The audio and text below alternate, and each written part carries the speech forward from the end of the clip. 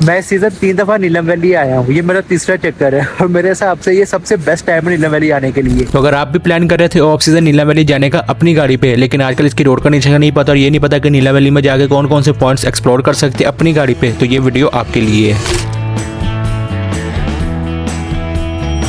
इस्लामाबाद से नीलम वैली का travel distance almost 220 kilometre है और जो रूट बनता है वो होता है इस्लामाबाद से बाराको बाईपास, वहां से मरी एक्सप्रेसवे को हालत से होते हुए आप मुजफ्फराबाद में एंटर हो जाते हैं। लेकिन अगर आप लोगों ने पिछले वीडियो देखे तो आप लोगों को पता होगा कि मैं नारायण आया हुआ था और हम लोग नारायण से नीलम वैली जा रहे हैं। तो हमारा रूट बन रहा था नारायण से बालाकोट, बालाकोट BCN चौक से आगे अब ये सीधा रास्ता जो है मानसरा हजारा एक्सप्रेसवे चला जाता है, लेकिन हम यहाँ से लेफ्ट हैंड मोड़ रहे हैं गड़ी हबीबुल्ला की तरफ। गड़ी हबीबुल्ला जैसे ही आप क्रॉस करते हो तो वहाँ से आगे बॉर्डर आता है, यहाँ से फिर आप लोहार गली से होते हुए मुजफ्फराबाद में एंटर हो जाते हैं। लेकिन मुजफ्फराबाद अभी भी यहाँ से 16 किलोमीटर आगे है। रास्ता ये लोहार गली वाला भी ठीक है, सिर्फ ये लोहार गली के पास आके ये 500 मीटर का पैच आता है जो थोड़ा सा खराब है। बाकी फिर आप लोहार गली क्रॉस करती मुजफ्फराबाद में एंटर हो जाते हैं। आपने यहाँ के सिंपली किसी से पूछ लेना नीलम वैली रोड का, या सिंपली गूगल पे लिख लेगा नीलम वैली रोड, तो ये आपको उस रूट पे डाल देगी। रास्ता सीधा सीधा है, अच्छी रोड बनी हुई है और खूबसूरत रास्ता है। बाकी नीलम वैली शुरू होने से पहले ये एक टूरिस्ट पॉइंट आता है जिसको धानी वाटरफॉल कहते हैं और मोस्टली लोग जो ना वो यहाँ पे रुकते हैं क्योंकि यहाँ पे ना रिफ्रेशमेंट वगैरह भी मिल जाती है और बाथरूम भी बना हुआ है। बाकी धानी वाटरफॉल से 5-10 मिनट की ड्राइव के बाद इस तरह फिर ये नीलम झेलम डैम आ जाता है और यहाँ से फिर आप जो नीलम वैली वाला सफर है ना आपका वो शुरू हो जाता है और यहाँ से आगे फिर जो बाकी नेटवर्क है ना जैज मोबाइल वगैरह वो सब बंद हो जाते हैं। ओ सही कोई अस्सलाम वालेकुम। इस पे एसकॉम का पैकेज करना था। ये एसकॉम की सिम ना आपको इजीली यहाँ पे मिल जाती है। आपको अपना पास आपका ओरिजिनल CNIC होना चाहिए, आप ऐसे अंगूठा लगाते तो आपको सिम मिल जाती है। उसके पैकेजेस भी सस्ते हैं। इंटरनेट यहाँ पे एसकॉम का चलता है, फोन वगैरह जो है आप यू फोन की सिम पे भी कर सकते हैं, लेकिन अगर आप इंटरनेट चलाना तो फिर आपको एसकॉम की सिम की जरूरत पड़ेगी, तो ये बात माइंड में रखेगा। जैसे ही आप नीलम झेलम डैम से भी नीलम वैली में एंटर होते हैं तो ये शुरू का 1 किलोमीटर जो है ये खराब है, उसके बाद फिर ये बड़ा अच्छा रोड बना हुआ है, लेकिन ये रोड नैरो तो यहाँ पे आपने थोड़ी सी एहतियात करनी है। बाकी जब नीलम वैली एंटर होते हैं तो फिर एक चेक पोस्ट आती है, यहाँ पे आपकी गाड़ी में जितने भी एडल्ट हैं सबकी ओरिजिनल CNIC की एंट्री होती है, तो ये बात भी अपने माइंड में रखेगा। बाकी नीलम वैली एंटर होते ही एक बहुत फेमस पॉइंट आ जाता है। ये मैंने पहले भी पॉइंट बहुत दफा वीडियो में बताया है और यहाँ की खास बात ये ये LOC पॉइंट है और बीच में सिर्फ ये एक दरिया है। उस तरफ जितनी भी पॉपुलेशन है वो सारी इंडियन ऑक्यूपाइड कश्मीर साइड की है। यहाँ पे इंडियन फ्लैग भी लगा हुआ है, एक ब्रिज बना हुआ है, उस पर एक व्हाइट लाइन भी लगी हुई है, जिसका मतलब है उस तरफ उनका एरिया, इस तरफ हमारा एरिया। ये जो दरिया है हमारी साइड पे हम लोग इसे नीलम रिवर कहते हैं, वो लोग इसे किशनगंगा रिवर कहते हैं। बाकी जो वहाँ की बिल्डिंग्स वगैरह है जो वो यहाँ जैसे हमारे इस साइड के वैसी वो सारी वहाँ पे है। धानी वाटरफॉल से इस पॉइंट तक ना सिर्फ 30 मिनट का डिफरेंस है। अक्सर लोग ये पॉइंट मिक्स कर जाते हैं क्योंकि धानी वाटरफॉल रुके होते हैं तो कई लोगों को पता नहीं होता कि ये भी रुकने वाला पॉइंट है। तो जब आप लोग आएंगे तो ये पॉइंट अपने माइंड में रखिएगा। ये चिड़ियाना से ऑलमोस्ट 1 घंटे की ड्राइव के बाद आता है कुंडलशाही मेन बाजार। मोस्टली लोग कुंडलशाही आते हैं कुंडलशाही वाटरफॉल देखने, लेकिन मेरा वहाँ पे कोई भी इंटरेस्ट नहीं है। मैं जाता हूँ हमेशा कुंडलशाही वाटरफॉल से आगे अपनी मोस्ट फेवरेट जगह और कश्मीर में सबसे पीसफुल जगह। ये कुट्टन का सिर्फ रास्ता खराब है, लेकिन आप हर किस्म की गाड़ी पे कुट्टन विलेज तक जा सकते हैं, बस थोड़ी सी एहतियात करनी पड़ेगी।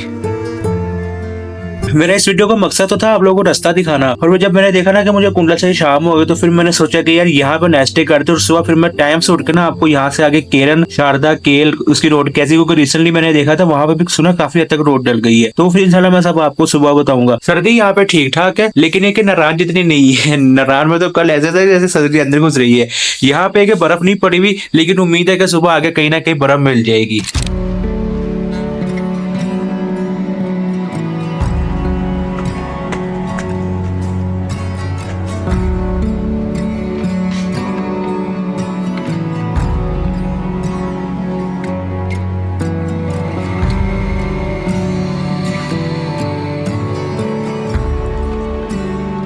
मैं जब भी कश्मीर आता हूँ ना तो मैं जो पहला खाना है ना वो यहाँ कश्मीर आके ये फिक्स होता है। ये कश्मीरी पुलाव है, इसलिए देखने में पुलाव जैसा होता है लेकिन इसका जो जायका होता है वो बिरयानी जैसा होता है। और इसकी खास बात है कि इसमें ड्राई फ्रूट डाले हुए होते हैं। और मैंने तो पेट भर के खाना खा लिया, उम्मीद अब नींद अच्छी आएगी।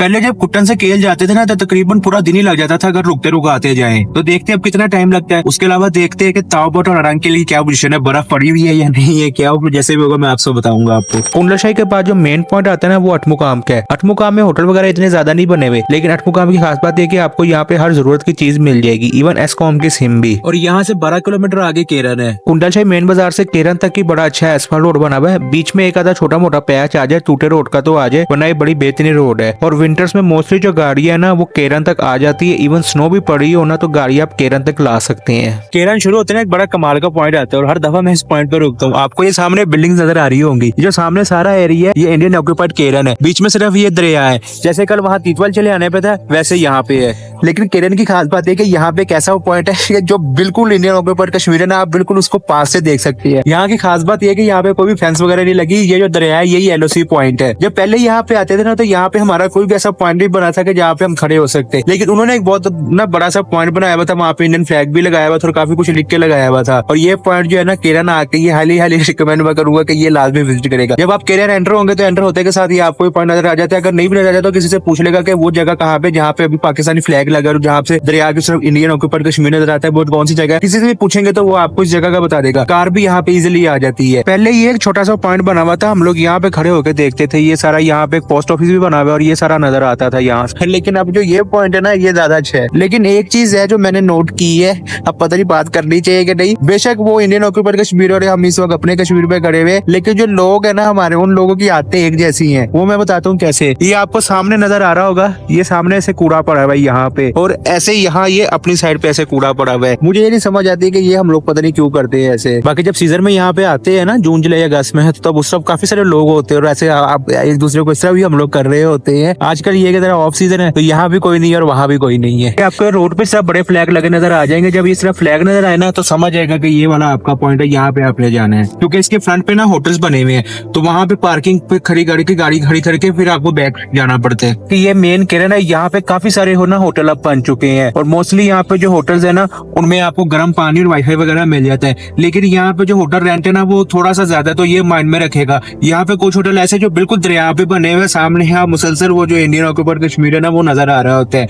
अक्सर जो लोग अब इन दिनों में टूरिस्ट जितने भी आते हैं ना वो ज्यादातर जो है ना वो केरन में स्टे करते हैं। फिर थोड़ा सा जब आप केरन मेन से आगे निकलते हैं तो फिर ये 2.2 रास्ते, अब एक रास्ता ऐसे ऊपर जा रहा है, ये रास्ता जो ये आगे केरन साइड पे चला जाता है, ये जाता है अपर नीलम की तरफ। ये अपर नीलम विलेज बेसिकली केरन में सबसे ऊंचा पॉइंट है। ये 1.5 किलोमीटर का रास्ता है और अच्छा एस्फाल्ट रोड बना हुआ है। लेकिन सर्दियों में यहाँ पे बर्फ पड़ जाती है, तो अगर आप विंटर्स में आते हो यहाँ बर्फ पड़ी होती तो फिर ये जो अपर नीलम वाला रास्ता है ना ये बंद होता है। तो ये थोड़ा सा माइंड में रखेगा। गाड़ियां वगैरह आप ऊपर हर किस्म की लेके जा सकते हैं, सिर्फ चढ़ाई बहुत ज्यादा है लेकिन इतना इशू नहीं है। कैरी डब्बे वगैरह भी लोग लेके जा रहे होते हैं। और जब आप इसी रास्ते पे तकरीबन 1.5 किलोमीटर सफर कर लेते हो तो उसके बाद फिर ये रास्ता एंड हो जाता है और पार्किंग बनी हुई होती है। यहाँ पे आप अपनी गाड़ी पार्क करते हैं। अगर तो आपको हल्ला गुल्ला पसंद है ना तो फिर आपको नीचे केरन पसंद आएगा। लेकिन अगर आप मेरी तरह आपको पुरसकून जगह पसंद है ना तो फिर ये अपर नीलम जगह जब ये आपके लिए है। सीजन में तो बहुत ज्यादा लोग यहाँ पे आके नाइट स्टे करते हैं, लेकिन आजकल यहाँ पे सर्दी बहुत ज्यादा होती है। होटल अभी यहाँ पे काफी सारे खुले में है, अगर आप यहाँ नाइट स्टे करना चाहे तो कर सकते। लेकिन ये कि यहाँ पे रात में बहुत ज्यादा सर्दी हो जाती होगी तो ये थोड़ा सा माइंड में रखेगा। दूसरा यहाँ पे जब स्नो पड़ जाए ना फिर थोड़ा सा ऊपर आना ना मसला बन जाता है, क्योंकि ये सड़क पे कोहरा जम जाता है तो फिर गाड़ी बहुत ज्यादा स्लिप होती है। तो ये दो चीजें अपने माइंड में रखेगा। और बाकी अगर आपके साथ छोटे बच्चे है ना तो उनको ये जगह बहुत पसंद है, क्योंकि जहाँ पे मैं बैठा हूँ यहाँ पे ये पार्क बना हुआ है, यहाँ पे झूले भी लगे हुए हैं और यहाँ पे इतना सुकून है ना कि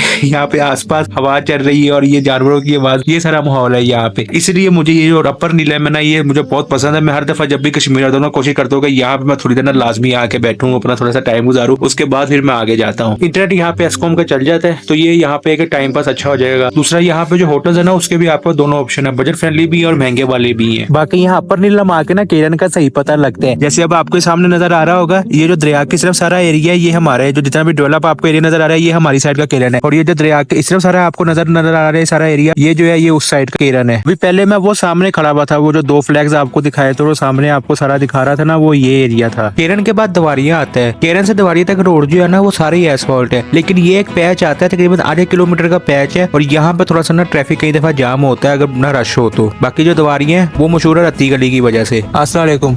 ट्रैक खुला रत्ती गली का? सर बेस कैंप से 2 किलोमीटर पीछे, मतलब पहले 2 किलोमीटर चल के जाए फिर आगे लेक पे भी चल के जाए। लेक पे भी चल। कितने पैसे कितने आजकल ले रहे हैं? पैसे उधर के सर ले रहे हैं 9,000। ठीक हो गया। और घोड़े वगैरह हैं या पैदल? नहीं है, पैदल जाना है। मैं 2 किलोमीटर वो 1.5 किलोमीटर वो 3.5 4 किलोमीटर 4 किलोमीटर बनता है वो तो दो के चले। शुक्रिया।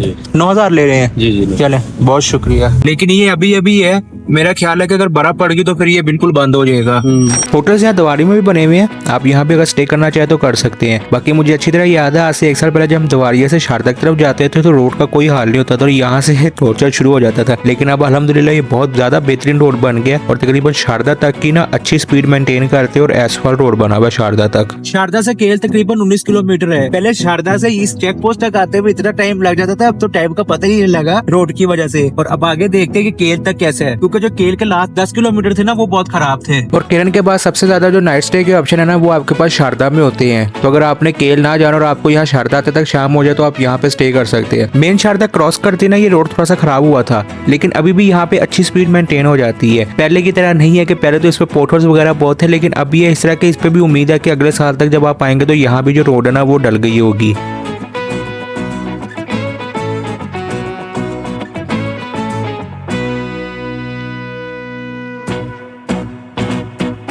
बाकी ये केल से एग्जैक्ट 10 किलोमीटर पहले ये केलसरी नाम का नाला आता है और सबसे ज्यादा जो गाड़ियां थी ना उसको यहाँ पे तंगी होती थी, लेकिन अभी ये कि पीछे बर्फ पिघल चुकी है तो यहाँ से जो वाटर क्रॉसिंग थी ना वो बिल्कुल भी नहीं, तो यहाँ भी आपको इतना मसला नहीं बनेगा। यहाँ से मजीद 5 किलोमीटर रोड जो है ना वो बेहतर है। जो केल से लास्ट के 5 किलोमीटर है ना केल से पहले वो बहुत ज्यादा खराब है। यहाँ पे आपको सबसे ज्यादा तंगी होगी क्योंकि रास्ता भी नैरो है और स्पेशली जब बारिश हो जाती है तो यहाँ पे कीचड़ होते हैं। उसके अलावा ये रास्ता टूटा भी हुआ है। ये 5 किलोमीटर में आपने सबसे ज्यादा एहतियात करनी है। उसके अलावा जैसे फिर केल शुरू हो जाए तो फिर ये बहुत अच्छी रोड जो है ना शुरू हो जाती है। अच्छा जी, सीन ये है कि जो ताओबट है ना वहाँ पे इस वक्त सुना है कि बर्फ नहीं पड़ी हुई, लेकिन अगर वहाँ पे बर्फ हम चले जाते और बर्फ पड़ जाती ना तो फिर हमें वापसी पे तंगी होनी थी, इसलिए हमने ताओबट का प्लान ना कैंसिल कर दिया है। दूसरी रही यहाँ केल में होटल्स की, तो केल में होटल्स जो है काफी हद तक इस दफा खुले हुए हैं, लेकिन ये कि जिनमें गर्म पानी मिलेगा उनके किराए थोड़े से ज्यादा होंगे और जिनमें गर्म पानी नहीं है उनके किराए थोड़े से कम होंगे, तो ये भी थोड़ा सा माइंड में रखेगा यहाँ आते हुए। उसके अलावा अरंकेल की मर्जी थी जाने की, लेकिन अब इशू ये कि अरंकेल भी ऊपर ऊपर पहाड़ों पे बर्फ पड़ी है, नीचे वो भी ना बिल्कुल खुश्क है और बर्फ वगैरह नहीं पड़ी, इसलिए फिर अरंकेल का प्लान जो है ना वो भी मैं स्किप कर रहा हूँ। बाकी भी टाइम रहा तकरीबन 6:25 और मैं वापस कुटन में आ गया हूँ। यहाँ पे जो मैंने स्टे किया था इसके मैंने 2 नाइट का 500 रुपये किया था। अब लाइट बांधा तो मैं आपको रूम नहीं दिखा सकूंगा, लेकिन एक गर्म पानी सुबह भी था और शाम में भी था। बाकी अब सीन इस तरह के जो मैंने आपको ये चीजें बताई हैं आज इस वीडियो में, ये तब तक है जब तक यहाँ पे स्नो नहीं पड़ जाती। जब स्नो पड़ जाएगी तो फिर काफी सारे सिनेरियोस जो है वो चेंज हो जाएंगे। तो मैं आपको ये रिकमेंड करूंगा अगर स्नो पड़ गई होती है और आपकी गाड़ी में 4x4 नहीं, आपके पास स्नो चेन नहीं है तो फिर कोशिश करेगा कि केरन तक रहे, क्योंकि केरन तक ये रास्ता जो है ना ठीक होता है स्नो में भी।